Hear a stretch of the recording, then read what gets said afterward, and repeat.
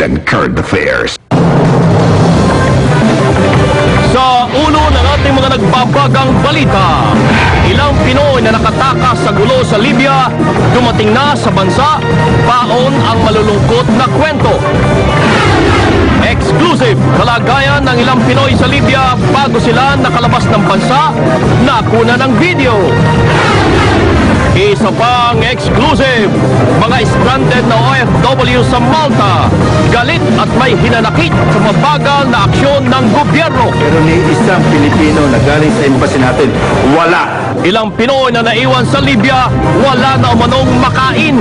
Pagkain na lang daw sila ng pusa at saka aso. Pagbibigay ng emergency powers kay Pangulong Noynoy Aquino, suportado ng mga mambabatas. Pamilya ng mga Pinoy na naipit sa guluhang gusali sa New Zealand, umaasa ng milagro. And please give me more bread to stay alive. Ilang biktima ng pang-aabuso sa panahon ni Marcos, nakatanggap na ng danyos. Congresswoman Imelda Marcos pumelta, human rights violation sa panahon ni Pangulong Cory, mas malala pa umano sa rehimeng Marcos. There's no human rights violation. 5 preso nagtangkang tumakas mula sa kasobreng butas ng bilang buwan. And the Oscar goes to The King's Speech.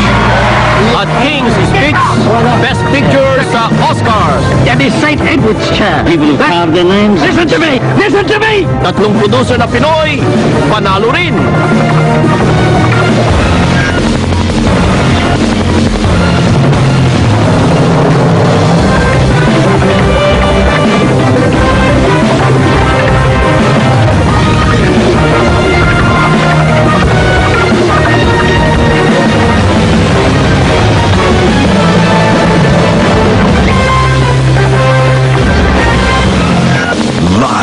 Mula sa ABS-CBN News Center, Manila, ito ang TV Patrol!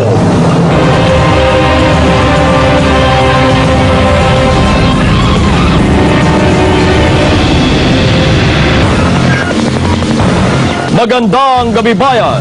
Sunod-sunod ang pagdating kanina ng mga manggagawang Pilipinong lumikas mula sa kaguluhan sa Libya.